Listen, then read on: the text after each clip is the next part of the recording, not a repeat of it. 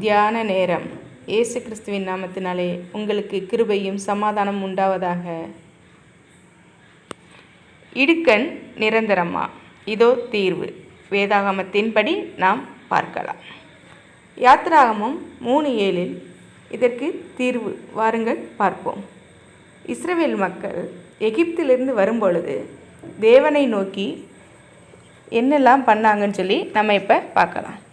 அவங்களுக்கு உபத்திரவம் இருந்தது, கூக்குரல், வேதனை, இது எல்லாத்தையும் என்ன செஞ்சாங்க? முறையிட்டாங்க, பெருமூச்சு விட்டாங்க, உபத்திரவப்பட்டாங்க, வேதனைப்பட்டாங்க. இஸ்ரவேல் மக்களை பாலும் தேனும் ஓடுகிற தேசத்திற்கு கொண்டு வருவதற்காக அவர்களை இடுக்கண் வழியாக வழி நடத்தினார். கூக்குரலுக்குள்ளே கொண்டு வந்தார்.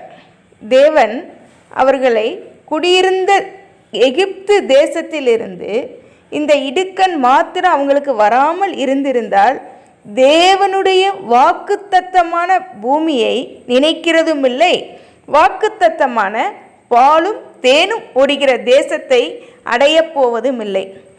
தேவன் அவர்களுக்காக ஒரு பெரிய தேசத்தை ஆயத்தம் பண்ணி வைத்திருக்கிறார். முற்பிதாக்களுக்கு வாக்குத்தத்தம் பண்ணினபடியே ஒரு செழிப்பான பூமியிலே வாசம் பண்ண வேண்டியவர்கள் அவர்கள். கட்டாத வீட்டையும் நட்டாத தோட்டத்தையும் வெட்டாத கிணற்றையும் அனுபவிக்க வேண்டிய தேவனுடைய பிள்ளைகள் பாலும் தேனும் ஓடுகிற தேசத்தை அனுபவிக்க வேண்டுமானால் அவர்களுக்கு இடுக்கண் என்று ஒன்று வராதிருந்திருந்தால் அவர்கள் எகிப்திலிருந்து புறப்பட்டு இருக்கவே மாட்டார்கள். நமக்கு நம்முடைய வாழ்க்கையில் ஒரு பிரச்சனை அப்படின்னு இருந்தால் தான் நம்ம என்ன செய்வோம்? கடவுளை நோக்கி முறையிடுவோம், கடவுளை நம்ம தேடி போவோம்.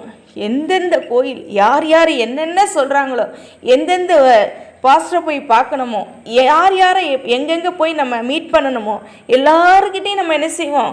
போய் இங்கே எனக்கு விடுதலை கிடைச்சிடாதா, இந்த இடத்துக்கு போனால் எனக்கு பாவம் தொலைஞ்சிடாதா, இந்த இடத்துக்கு போனால் எனக்கு பிரச்சனைக்கு தீர்வு வராதா அப்படின்னு சொல்லி நம்ம என்ன செய்வோம்? ஒவ்வொரு நாளும் ஓடிக்கிட்டு இருப்போம். அதே மாதிரி அவர்கள் தேவனை நோக்கி என்ன செஞ்சுருக்க மாட்டாங்க? இந்த இடுக்கண் இல்லாட்டி கேட்டிருக்கவே மாட்டாங்க. நம்ம நினைக்கிறோம் நம்மளுடைய வாழ்க்கையில் நான் எப்படியெல்லாம் சந்தோஷமாக, மகிழ்ச்சியாக, இன்பமாக, ஆனந்தமாக, குதூகலமாக இருந்தேனே, ஏன் எனக்கு இப்பொழுது இடுக்கண்? ஏன் என்னுடைய வாழ்க்கையில் துன்பம், துயரம், வேதனை எனக்கு மட்டும் ஏன் இப்படி நடக்கிறது என்று நினைக்கலாம். இந்த இடுக்கண் எல்லாம் நம்முடைய வாழ்க்கையில் பாலும் தேனும் ஓடுகிற கானானுக்குள் செல்கிற வரையில்தான். நம்மில் நிறைய பேர் நினைக்கலாம், எப்பொழுது நான் பரம கானானுக்குள் செல்வேன் அப்படின்னு சொல்லி.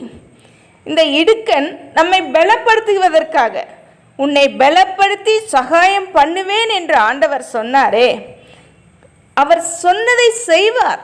வாக்கு பண்ணினவர், வாக்கு மாறாதவர். சொன்னதை செய்யும் அளவும் அவர் மாற மாட்டார்.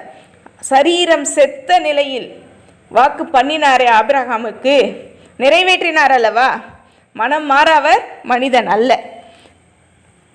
நாம் நம்முடைய சந்தோஷமான தருணங்களில் கர்த்தருடைய வார்த்தைக்கு செவி கொடுக்கவே மாட்டோம். நம்ம இஷ்டத்துக்கு, நம்மளுடைய சுயத்தில், நமக்கு தான் காசு பணம் இருக்கே, எல்லா வசதியும் இருக்கே அப்படின்ற ஒரு நம்பிக்கையில் நம்ம வாட்டுக்கு போய்கிட்டே இருப்போம். எப்போ நமக்கு இடுக்கண் வருதோ அப்போ தான் என்ன செய்வாங்க?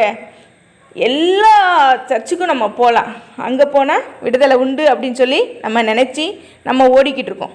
நம்முடைய சந்தோஷமான தருணங்களில் கர்த்தருடைய வார்த்தைக்கு செவி கொடுக்காம நமக்கு பிரச்சனை வர்றப்ப நம்ம கடவுளை தேடி ஓடுறோம்.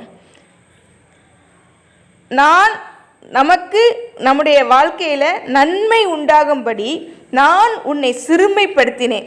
ஏன் சில வேளைகளில் நமக்கு இடுக்கண் என்று நினைத்தால், உபாகமம் 8:3 அவர் சொல்கிறாரு, அவர் உன்னை சிறுமைப்படுத்தி உன்னை பசியினால் வருத்தி, மனுஷன் அப்பத்தினாலே மாத்திரமல்ல கர்த்தருடைய வாயிலிருந்து புறப்படுகிற ஒவ்வொரு வார்த்தையினாலும் பிழைப்பான் என்பதை நமக்கு உணர்த்தும்படிக்கு நீயும் உன் பிதாக்களும் அறியாத மன்னாவினால் உன்னை போஷித்தார் அப்படின்னு சொல்லி பார்க்கிறோம். தேவன் நம்மளை என்ன செஞ்சிட மாட்டார்? அந்த இடுக்கண்லையும் நம்மளை கைவிடவே மாட்டார். நம்ம கூட இருப்பார். நம்ம தாங்கிக்கிற அளவுக்கு தான் நமக்கு சோதனையை கொடுப்பார். தாங்க முடியாத அளவுக்கு நம்மளை சோதிக்க மாட்டவே மாட்டார். வார்த்தையின் வல்லமையை உணர்த்துவதற்காக மாத்திரம்தான் பசியினால் நம்ம என்ன செய்கிறார்? வருத்துகிறார். இந்த பசி என்பது வயிற்று பசி மட்டுமல்ல. உபாகமம் 8:15 உன்னுடைய பின் நாட்களில் உனக்கு நன்மை செய்யும் பொருட்டு உன்னை சிறுமைப்படுத்தி உன்னை சோதித்து கொள்ளிவாய் சர்ப்பங்களும் தேள்களும் தண்ணீர் இல்லாத வறட்சியும் உள்ள பயங்கரமான பெரிய வனாந்தர வழியாய் உன்னை அழைத்து வந்தவர் அப்படின்னு சொல்லி பார்க்கிறோம். எதுக்காக வனாந்தர வழியாக வளர்த்து வந்தார்? பின்னாட்களில் நமக்கு நன்மை செய்யும்படி. நம்ம இந்த கஷ்டத்தில் நம்ம நம்ம நம்ம கடவுளை தேடுறோமா, கடவுளை நம்ம பின்வாங்குறோமா, மறுதளிக்கிறோமா அப்படின்னு கூட நம்மளை என்ன செய்யலாம்? சோதிக்கலாம். நம்ம இந்த பாதைகளை எல்லாம் நம்ம கடந்து வந்தோம்னா நமக்கு என்ன செய்கிறாரு?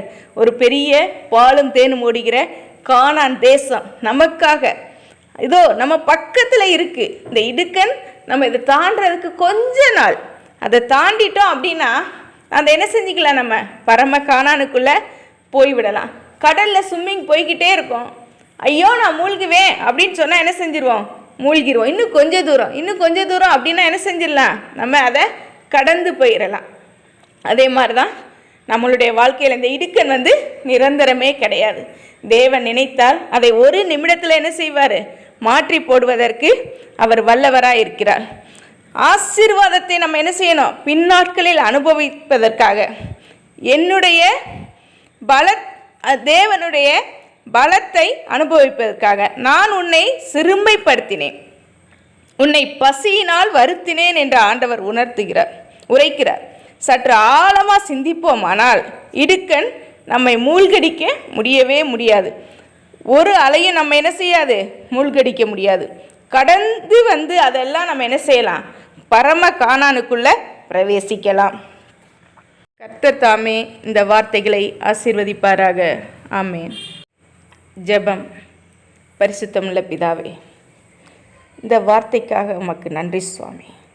இந்த வார்த்தைகள் அநேகருக்கு பிரயோஜனமாக இருக்க, அநேகருடைய வாழ்க்கையில் ஒளி வீச என் தேவன் நீங்கள் கிருபை செய்யுங்க. பேசுகிறவர் நீர் அப்பா, நீங்கள் பேசுங்க, வார்த்தையினால் பேசுங்க சுவாமி. மனுஷன் அப்பத்தினாலே மாத்திரமல்ல, என்னுடைய வாயிலிருந்து புறப்படுகிற ஒவ்வொரு வார்த்தையினாலும் பிழைப்பான் என்று எழுதியிருக்கிறதே சுவாமி. இடுக்கன் எங்களுக்கு நிரந்தரம் ஆகாதபடிக்கு என் தேவன் அதை தாங்கிக் கொள்ள எங்களுக்கு பலன் கொடுங்க சுவாமி. சத்துவம் இல்லாதவனுக்கு சத்துவத்தை பெருக பண்ணிக்கிற தேவன் நீர் அல்லவோ சுவாமி. பரம கானானுக்குள் எங்களை நீங்கள் நடத்தி செல்வீங்க என்ற விசுவாசத்திலே, நம்பிக்கையிலே நாங்கள் உறுதியாய் தரித்திருக்க என் தேவன் நீங்கள் கிருபை செய்யுங்க. கேட்ட சத்தியத்தின்படி நடக்க என் தேவன் நீங்கள் எங்களுக்கு உதவி செய்யுங்க சுவாமி. நேசிக்கிற இயேசுவின் நாமத்தில் ஜெபங்கேலும் எங்கள் பரிசுத்தமும் ஜீவனமுள்ள நல்ல தகப்பனே. ஆமேன்.